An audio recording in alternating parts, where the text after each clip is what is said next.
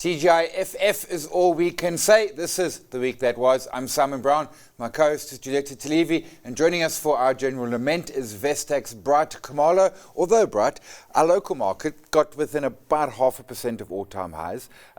Wednesday, US markets closed at all-time highs and the rand sub 18.20. I love it all. Bring it. Bring it on. No, speechless. There's nothing to complain about. I mean, I like all of that. I mean, you look at the JSE, both the top 40 and the ALSI, basically, I think year to date up about 7.7%, which is impressive. I think our lows were in Feb, and then since we've just slowly climbed our way up, which is impressive. And yeah, you spoke about U.S. markets hitting, all-time highs, especially the Nasdaq, and then we saw 40,000 on the Dow. Yeah. So of course, John Author says it's meaningless. See, your friend. The part where it's 40,000. Yes, I know. I still remember everyone loves a big number. Caps. No, you see the 20,000 Dow caps. That's when I started working. So I started at pre-10, but is this going to end in tears? I mean, I have to ask that, as I do.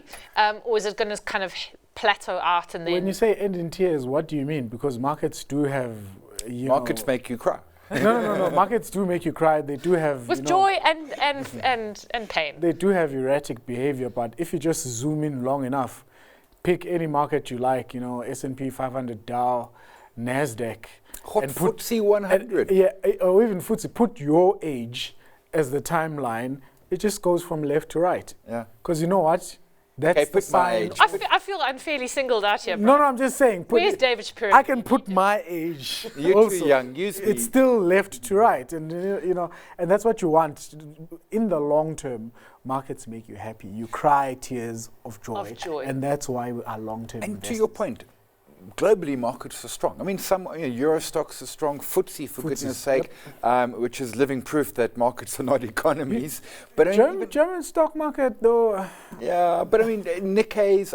It's been a year for markets. It's been a good year for market, and it's been a slow turnaround in Southeast Asian markets, apart obviously from India, which has been firing on all cylinders. But I think we're all just catching up to India.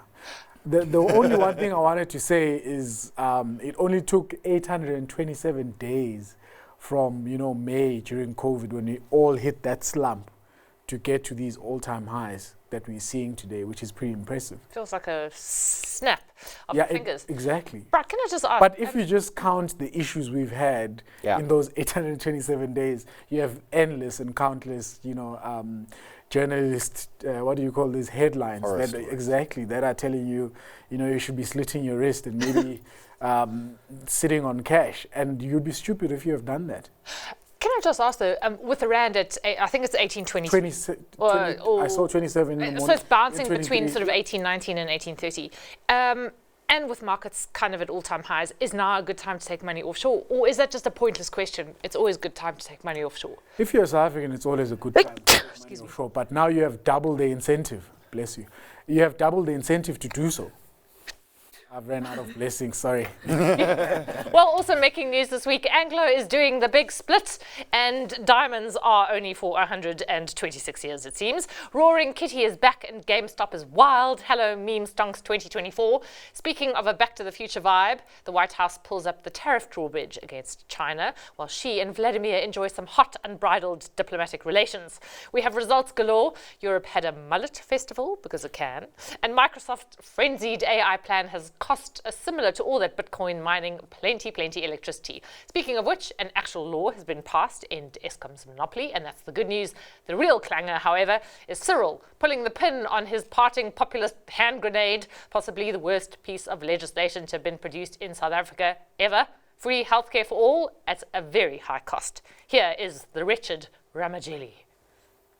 Signing here, I hereby, in terms of Section 84.2, read with Section 79.1 of the Constitution of the Republic of South Africa, 1996, assent to the National Health Insurance Act of 2023, Act number 20, and sign the English text thereof, given under my hand at Pretoria on this Day 2024.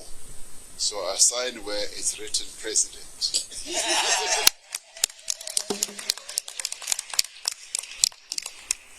Aside from the urge to vomit when you watch that, there's two obvious conclusions to draw from that. One is an immense cynicism that this is a fantastic pre-election ploy, which is going to convince voters in their ignorance that this is free healthcare for all, notwithstanding the fact that actually someone has to pay for it. Someone has to pay for it. And those are taxpayers. Or 100% of the time.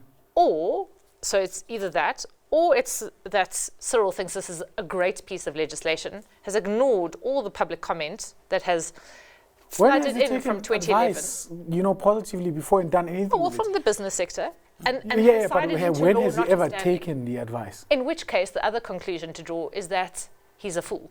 So he's At a least we all cynical agree on populist that. or a fool. Yeah. Neither are good conclusions. I totally support universal healthcare, and truthfully, I would pay more VAT. 21.5% VAT, charge it to me. I pay a fortune in healthcare already. Point is, the ANC can't run a post office. How are they going to run, and let's be clear, the 200 billion rand number is a 10-year-old number. It's probably 400 billion because of medical inflation. They did a pilot project, which was an abject failure. People died. People died. Yes, don't forget that. And the hospital went up in smokes. There's that So- too. I don't know, man. I think, if you want to do something like that, obviously, I don't know the reason, the motivation behind it beyond the election, clamoring. When you're in a relationship and you can see that you're becoming distant to your partner and you do everything it takes to try. You do the big gesture. It just never works. This is the big gesture for him. Or he wants a legacy like all good presidents out there that have, made a positive impact. Think of Obamacare. This is not that though, because we don't really have the money to fund that.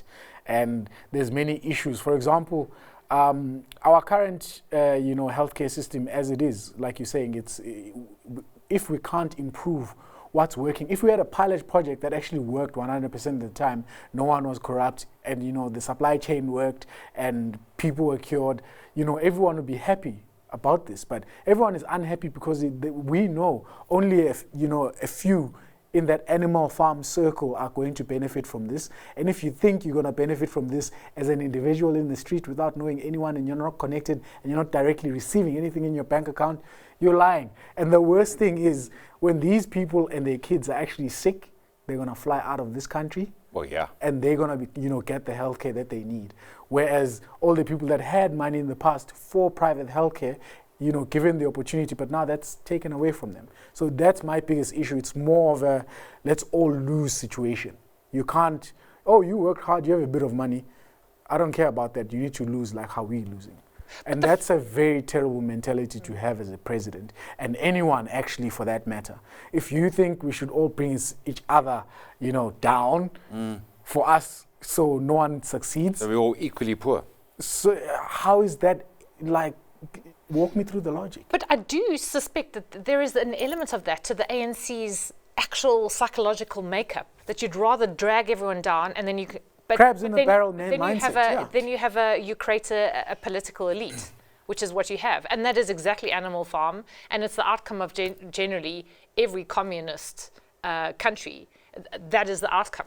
Yeah, they want exactly that. I mean, the EFF was trying for that, so they're making the EFF happy currently, because when probably the EFF come into power, they won't have much to do because most of the stuff the ANC would have done for them. I don't know, man. It's crazy to think about it. I like your point about legacy, but patently he hasn't read the bill. So I've been reading bits of it. It is a clunky. Usually bills are an easy read. This is a clunky thing. It refers. Have you seen Section 33? Yeah. That's what's. It's cumbersome. It's stupid. It makes absolutely no sense. Why should I be, penalized for working hard? It just makes no sense. Last question. Do you think this will do what the ANC wants it to do, draw in more voters into its net, or do you think it will Of course, when you repel? translate this into my language, Zulu, it sounds like a great idea because you're leaving all the, the footnotes of what's actually what it means, like things like raising capital for it and who's going to pay for it and how it's going to be, procured, how are these hospitals going to be. I mean, and if you listen carefully and you listen to what is, apparently there's a step change of how this is going to be implemented. For those who don't speak Greek, it means we have no plan. We have no plan. And yeah, 100%. To your point, wasn't it our Premier who was saying that come 30 May? Yeah. Let's not depress ourselves too much, though, at the thought of getting those new knees you wanted sometime in 2047 from, say, a hospital in Bulgaria. The National Council of Provinces has approved an actually decent bit of law that will lead to independent electricity transmission company, i.e. not Eskom, and that will finally bring competition into the electricity market. Now will Cyril find a really nice pen to sign that to before the elections. So we finally got the law passed which breaks up Eskom, brings in competition. I mean, the challenges with transmission lines. What was the article this week? 1,400 kilometers needed, 64 done? No, about 70. Okay. 70 kilometers actually built by Eskom, and they need to be doing 1,400 a year. A year. So 70. 1,400. I almost let me take. No. We could do that with both our hands. It's crazy business. And to think if my pass rate, my pass mark at university for studying accounting was 65. So imagine how many percent that is. I don't 70 out of 1,400. 5. Cheapers. You don't even make it to the national pass that they. You don't even make it to writing subs. You don't even make it anywhere, really. And they want to hail themselves as a successful. Okay, but let's not focus on the negative. The fact is that the bill has been passed. It has to be signed into law, and that is a good step. Yes. So let's cling onto the straws. Can we celebrate once it's signed? Because I'm not sure. He looks a little bit senile currently. When he had to that's president, that's me. It's like, yeah, dude, that's you. Well, the bad news is that whoever's in charge come May will have a monster unemployment problem on their hands, a narrow rate of 32.9%, world class. But they may have a little more money in the fiscus if Anglo's breakup plan goes ahead, a capital gain of 18 billion accordingly on the unbundling of Amplats alone. But imagine Anglo without De Beers. It isn't hard if you try. It's quite a... So do you know the story? Do you know the Elliott story? So basically, Elliott goes out to PHP Billiton and tries to break them up to create value. This was about 5 years ago when McKinsey was the CEO. So McKinsey says, no, I'm not doing that. And then eventually he sees that he's got, the room is closing in on him and he has to do something. So then you get the Woodside situation. He agrees basically in principle with Elliott, but says it's going to come from him. It doesn't look like he was pressured by Elliott to do this deal, right? Elliott being the activist shareholder company. Yes, correct. Because they owned a couple of shares in the company. So they do get the unbundlings, the value creation, blah, blah, blah. They sell, they leave. They buy Anglo. Guess what's happening at Anglo right now currently as BHP is trying to buy them? Yeah. Well, I got to say, I mean, like De Beers, what did they pay? 100 billion for the 40% Oppenheimer stake, dozen or so years ago, 2001. At least the greatest exit of our time. Yeah, I mean, kudos to the Oppenheimers. And I don't know what it's worth now in pounds, because I know it's worth a lot. This is a better way of doing it, perhaps, than BHP, if only because Anglo can be ordered in the process. In other words, there's no rush to sell De Beers, because last set of numbers were a horror. You don't have to unbundle Anglo Platinum all in one shot and just basically crater the share price. You can. Well, Elliott is there now, so that's what's going to happen.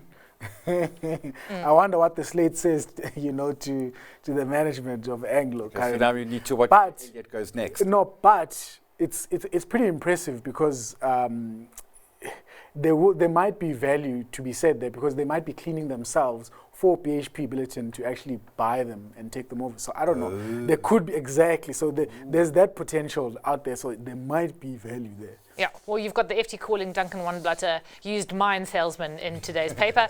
After the break, GameStop's wilding. We've got company results at 2 over, new CEOs everywhere, and a Guinness World Record for some hardcore Lego building.